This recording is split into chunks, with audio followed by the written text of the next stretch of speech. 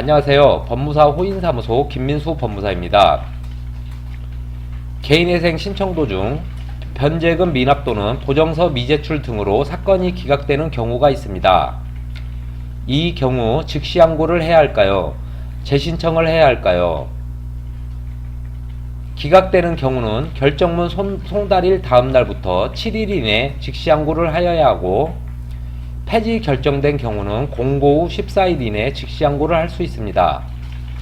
이 기간까지 도과되어 버리면 즉시 항고도 할 수 없습니다. 그럼 살펴보도록 하겠습니다.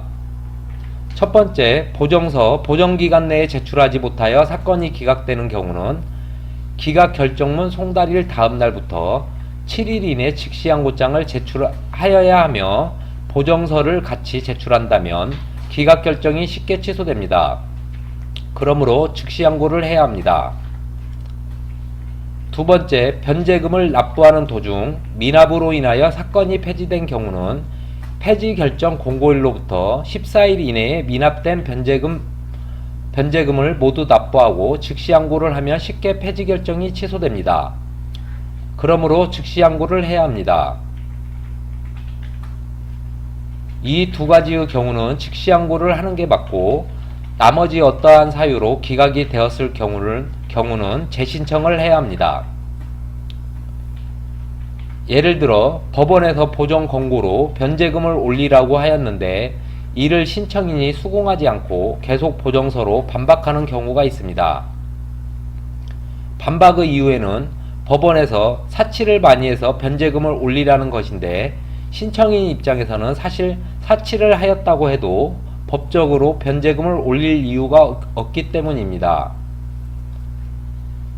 이런 경우 3, 4회의 보정 권고가 지속적으로 나오고 진술서를 작성하여 올릴 수 없는 사유를 보고 타당하면 개시 결정이 되고, 그렇지 않으면 보정을 하지 않았다는 이유로 기각을 시켜버리는 경우가 있습니다. 이러한 사유 등으로 기각이 되었을 때 즉시 항고를 하게 되면 대법원까지 가서 다투다 보면 신청인이 승소할 확률이 많습니다. 하지만 이런 사유로 기각되었을 때 항고를 하면 항고심 재판부가 빨리 심리를 하고 인용 여부를 결정하여야 하지만, 실무에서 이러한 사유로 항고가 되면 사건을 1년 가까이 방치해버리는 항고심 재판부가 대부분입니다. 그러나 1심에서 개인회생이 기각되었으므로 이미 금지명령이 인용되었어도 효력을 상실하게 되어 채권자들이 언제든 압류 등을 할 수 있습니다.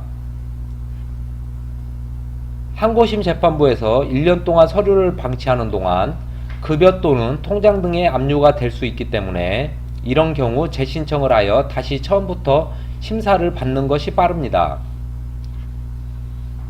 물론 재신청을 하기 위해서는 비용도 다시 발생되며 서류도 모두 처음부터 다시 준비해야 하지만, 즉시 항고보다는 시간적으로 빨리 처리가 되며 신청인들도 즉시 항고를 해놓고 언제 압류가 들어올지 몰라 불안해하는 것보다 나을 것입니다. 오늘은 개인회생 사건이 기각되면 항고를 해야 할지 재신청을 해야 할지 설명드렸습니다. 지금까지 법무사 호인사무소 김민수 법무사였습니다. 감사합니다.